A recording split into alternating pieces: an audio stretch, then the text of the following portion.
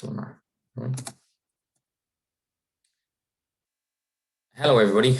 My name is Lorcan Mason, and thanks for having me on this graduate seminar series. I was part of the class of 2020, and I've recently graduated. But hopefully, I can offer you some advice on my experience in AIT, advice for the future, and just talk a little bit about what exactly I do.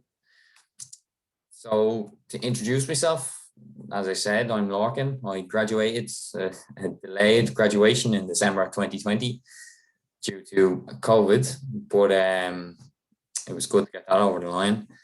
Currently, I'm the first team sports scientist at Dundalk FC, and I also have my own little coach education website, www.lorcanmason.com if you want to check it out. So my journey started in AIT, sports science degree, then the opportunity arose to go on placement in third year for 6 months, and that was with Shamrock Rovers Academy. And I was lucky to get in the door there. There wasn't much framework for sports science in my area, so that was a brilliant experience for taking everything by the scruff of the neck and applying what I learned on a daily basis, luckily with young athletes. So if you make mistakes, which we all do, it was allowed to happen and nothing much was said. And it was kind of, you mark that down and you go, okay, I learned from this. And that was a wonderful experience. And I was lucky that lasted 18 months and had the experience with the B team last year, which unfortunately isn't happening again this year. But that gave me a good stead for professional experience within the sports science industry. And then, as well as that, I was lucky enough to get a phone call off David Kelly one day asking would I help with Westmeath GAA and their Athlone-based athletes. And that, again, was a wonderful experience, this time working with, although amateur players, they were dedicated to what they did. They were adults. They were able to look after themselves. And it was a far cry from the 18, 17, 16-year-olds that, even down to 10-year-olds that I was looking after at the academy. So that to get that experience with the senior boys who are at the pinnacle of their sport in the country was absolutely invaluable. Then throughout my time in AIT, Dave McHugh from the sports department, who has been absolutely brilliant with me, from giving me advice to letting me sit in on things, to throwing things up my way and opportunities, gave me, again, another opportunity to start coaching S&C for the men's soccer and the scholarship athletes. And that continued on. And again, just more experience, better and better as the more you coach. And it's good fun as well. There were first years and second years, and it was good crack. And then to now, I've recently took up a role as first team sports scientist with Dundalk. Started in January, just after Christmas, and I'm now, 7 weeks in? I think we're 4 weeks into preseason. And this one just fell on my lap. It was actually from my website. The first team strength and conditioning coach got in touch with me through, I think through Twitter, I think. And he saw my work that I was putting out there, and he was like, would you be up for a chat? And it snowballed to there. So that's been my journey so far, and I'm sure there's many more places I can go. So my experience in AIT, I'm sure I'm probably talking to the converted here.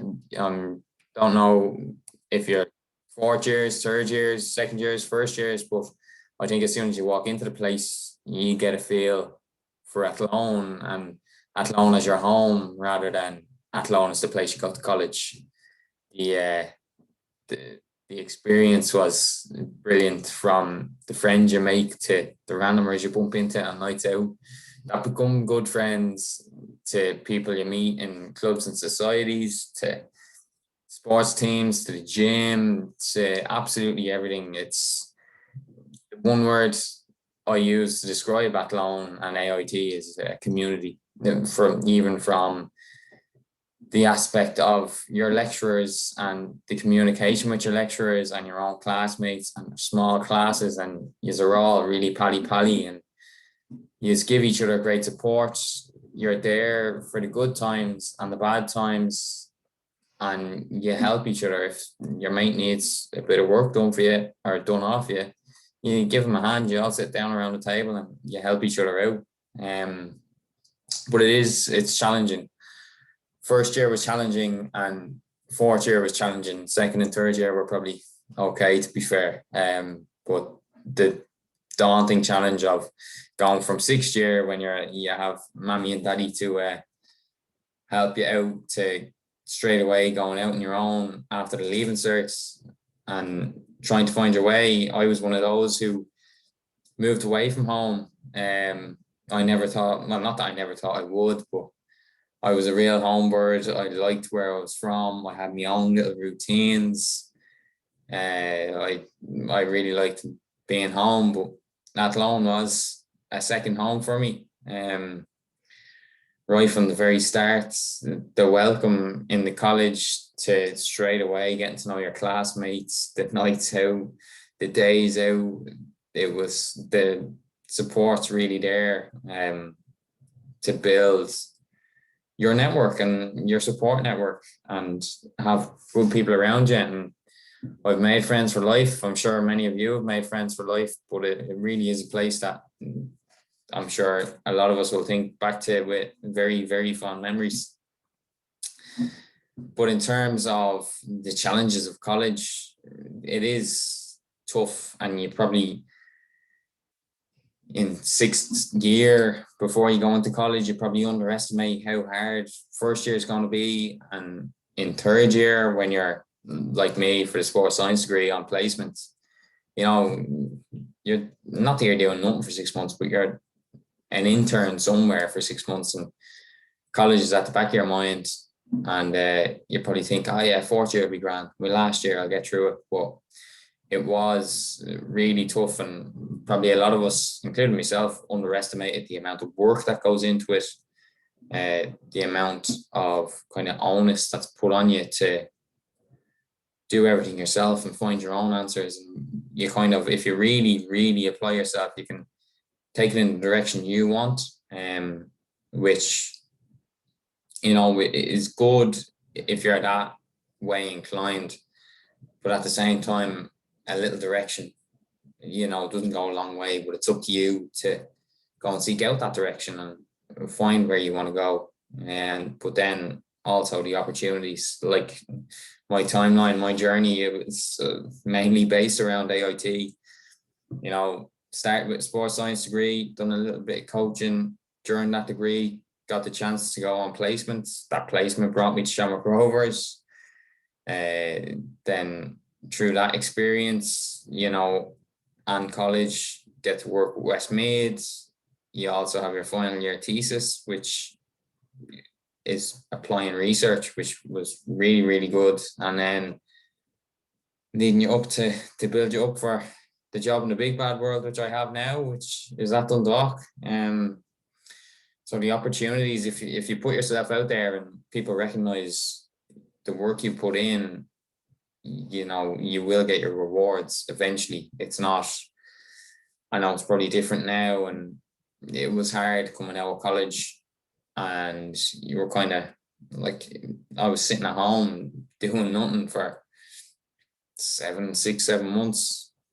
That's what started the website. But again, I created my own opportunity. I built up not a fan base, but a popular educational website that, I was pestering a few people, but still got my name out there and people enjoyed my work. And from me putting myself out there, I got this opportunity. And I think that would be the one, like, straight away, just create your own opportunities, and probably that'll stand to you and stick to you for the rest of your life, not just the rest of this college semester or the first 2 years out of college. It's straight away, start making your own opportunities. And I'm sure it was told to us when I was in college, and that was only last year. So I'm pretty sure it's been told to you that the more opportunities you can create for yourself, the more work you can do, the more coaching you can do, the more volunteering you can do, the better your outcomes. So then the course, my current role, it says current there, but ignore that. Yeah, my course was the Bachelor of Science, honours degree in sports science with exercise physiology. It was a brilliant course. I knew from fourth year, I think it was, that I wanted to do sports science. So it wasn't a case of me trying to find out about the degree. I was kind of fairly headstrong, and it was just a matter of where I was doing it. But as I said there again, it stands out. The opportunities that AIT and this degree has given me have been second to none. I've probably more coaching experience like than I ever would have got anywhere else. I could only imagine if you went to a big college with, I don't know, 100 other people in your class, would you be given the same opportunity as like me, where I think we finished with 18 people in my class. So the opportunities and creating your own opportunities and putting yourself out there for opportunities, and when you're asked, saying yes, will really stand to you. And it's the one thing that the course is brilliant for. The college has so many links that can link you up with anywhere and everywhere, that if you put your mind to it and you work for it and you also ask for it, that the opportunity will arise. And then there's a good bit of autonomy in the course. You go to your lectures and you have your assignments and whatever, tutorials and practical assessments and all that, but you can go your own direction. That's what I really enjoyed about fourth year, and you're probably experiencing it now, is that, you get to pick your lines of research, or how you want to conduct your assessments, or what you want to write up on. And you can learn your own way. You can learn about your own things. If you have an interest in one particular area over another, it's really good for that. And I think what I liked the most about it was the group work. And, for me, it was, you could like bounce off each other and learn from each other. And you don't really get that in your lectures, where you're just sitting there listening and you can ask questions, but not many people ask questions because you want to learn, or you feel like you're missing out, or that, it doesn't really matter to me. But it probably does in the long run. And if you really want to apply yourself and learn everything you can, it's the more questions you can ask, the more people you can ask, the more people you can work with, probably the better your outcomes. And then challenging, like, it is probably up there with the toughest kind of academic work I've ever done. You can get okay marks, but to get really good marks, you really need to be in top of your game. And the more you can study, the more, again, you can ask questions, the better you can learn, the better your outcomes. But the higher the challenge. Like, you will be, if you're here and you're okay here, you're cruising here, you will be challenged to go that extra step. And if you can go that extra step, it's going to pay dividends in the long run. That people will see it. And back to get again, the opportunities, people will challenge you to give you opportunities. And it's I couldn't recommend it enough, to be honest. I really enjoyed my time. I enjoyed the small class groups. I enjoyed my relationship with the lecturers, the facilities. It was the town itself, even. It was really good. I much prefer it than going to a big university where you're a small fish in a massive pond. It's good that everyone's welcomed, everyone's cared for, everyone's respected, and everyone's taught in Athlone. And then my current role. So my current role is, as I said, first team sports scientist at the Dundalk FC. Essentially, title means nothing. I'm a jack of all trades, master of none. I run around, do the kit. I fill water bottles. I pump footballs. I set up sessions. I make cups of tea for people. You chat with the players. Everything you do, absolutely everything. So your role as a sports scientist, or even just a coach in general, is everything. You don't have one specific position. But my main position will be the GPS. I look after all the GPS, all the metrics, giving the boys the vests, downloading all the data, doing the upkeep, creating databases. That's my role, and it's something that, if the hierarchy are listening, probably a good thing to stick in at some stage in the course. Unfortunately, I didn't get to use it throughout my time in Athlone, but I did get to use it with Shamrock Rovers, which allowed me to do my job that I'm doing now, because otherwise I'd be lost. I'm also assistant strength and conditioning coach. So that's anything from planning gym sessions or rehab sessions to also sitting down with the coaches and planning their sessions and how we can manipulate their sessions to get the physical outcomes that we want on the GPS or from a strength conditioning and sports science kind of background. I'll sit down with the coach every day and we'll review the session we just had, but I'll also ask about tomorrow's session and we'll both plan tomorrow's session. He'll say his tactical objective and I'll tell him my physical objective, and we'll work together. And that's how we plan for the week, the month, the day. It's all seamless and it's really good. And then we also do performance testing. So your general speed, your jumps, your body fats, your strength tests, and any test that you want to conduct, you do. And then you also do nutrition with the players. So essentially, like I said, a jack of all trades, really, just doing absolutely everything to win that title back. And then just to talk you through a typical day in professional football, to give you some advice or some guidance. It wasn't something that was, you hear so much, but no one actually sat down with you and said, this is actually your typical day. People were like, oh yeah, it's great. But no one talked me through, how taxing it actually is. So I didn't realize it didn't hit me for the first couple of weeks because you're on a high of getting your first full-time role. But after 2 or 3 weeks, you're very, very, very tired. So my day would start at 8:30. You'd arrive, you'd meet with all the medical team, you'd discuss the data from the previous day, you'd discuss the data from wellness, you discuss the medical reports, and then you discuss who's training, who's not training, what is the context of training. And that'll just usually go on for half an hour. Then from 9 to 9:30, we go and meet with the coaches.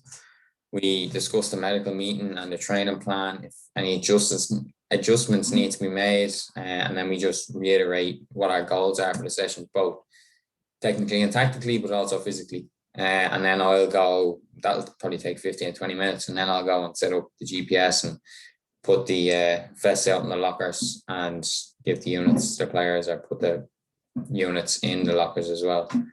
Then from 9:30 to 10:30, this is kind of not a free hour, but it's an hour where it's nice and relaxed. You can go and set up your pitch and whatever you need to do at the start of the session. You go and set up your prehab, and then you just go and have cups of tea and coffee with the players and chat to them, see how they are, see how they're feeling. You might identify something on wellness that a player has flagged, but it mightn't match their mood. So you just go and suss out, how they're feeling, how they're doing, if they're willing to train, if they're ready to train, and if there's a deeper issue that needs to be addressed going on. And then from 10:30 to 12 o'clock is training. So for me, this is nothing. Well, not nothing, but it's just standing on the side of the pitch, looking at live data, giving feedback to players or the coaches. It's probably the easiest part of my day. And yeah, it's just, you're watching the training session, you know, you might take whatever you're doing for warm up, and then you're just looking at GPS for the hour, just giving feedback, you know, telling the coach to manipulate his dimensions or the player numbers. Really progressive club, so they're open to that, which is really good for me. And then from 12 to 1, the session's finished. So this is where I download the data. This is my heavy bulk of the work from 12 o'clock onwards. I download the GPS data, I update the database, I analyze the data, I'll create any reports for anyone that's needed, whether that be for the coaches or the medical staff. And then there could be gym sessions as well that I have to jump in and coach. So after 12 o'clock, my day is absolutely hectic. And then from 1 to 3, could even be 1 to 5, is the coaches meeting, where we discuss the session, the data. Did we meet our objectives? Do we need to make any adjustments tomorrow's session? What does tomorrow's session look like? Do we have all the player numbers? Were people injured and stuff like that, the general stuff. And then we have a medical meeting to finish the day, where we really go into kind of sports sciencey detail of the player's response to training, any injury updates. We analyze the data in detail, and then we just plan for the next day and the next few days, and just constantly updating and evolving. And so, yeah, that would be my typical day. So it was something that, you know, wasn't told to me, or you don't really expect it. I'm coming from a background where I was only working in the evenings, you know, coaching from 5 to 9, like it was nothing. Whereas this, it's a full-time setup. There's not a lot of pressure, but a lot of expectation to perform and to make sure you're doing everything right, and kind of leaving no stone unturned. So a lot of mental kind of concentration goes into it, and you're focused non-stop. But it's really good. If elite sport is something that you're into, it would, you know, I love it. I go in every day pinching myself. I still can't believe it. And long may that continue, to be honest. And then my advice to students, just to finish, as I said at the start and throughout, create your own opportunities. You know, I wouldn't be in the position I am today if I didn't create my own opportunity, if I didn't put out my website, if I didn't put out my work, if I wasn't persistent. You know, I thought I wanted to do a PhD, and I probably still do. And I thought that was going to be in Athlone, if not elsewhere. I applied for, I don't know, at least 8 PhDs, and everyone was a no. But I kept going, kept putting out my work. I kept trying and trying. And although I'm not doing a PhD, I am working full-time in professional football in Ireland, which is another surprise. It's usually only rugby that you get to work full-time, or Dublin GAA. But yeah, just create your own opportunities, put yourself out there, just do everything you can to achieve your goal. Have a goal in mind that you want to achieve, but do everything you can to achieve it.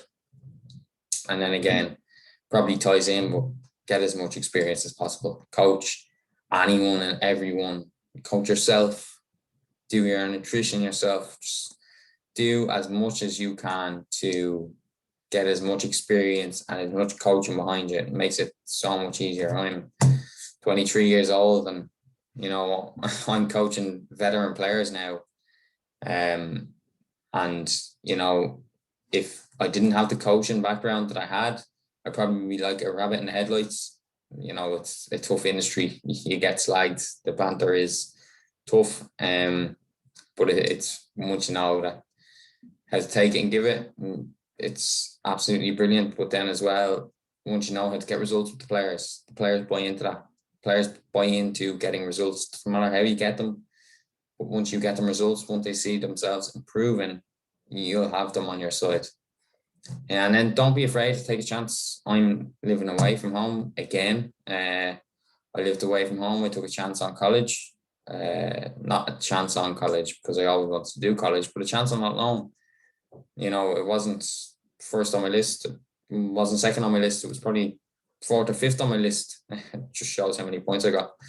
But yeah, take a chance. I took a chance to come here as well, moving away from home again to work full time in football. It was daunting. I questioned it for a lot of days, but I took a chance and haven't looked back since. And I think the more chances you take, the better your outcomes. And also stay educated. You know, you're probably coming to the end of your year. You've 3-4 months left. Just keep pushing hard and stay educated, and take a break obviously after you're finished.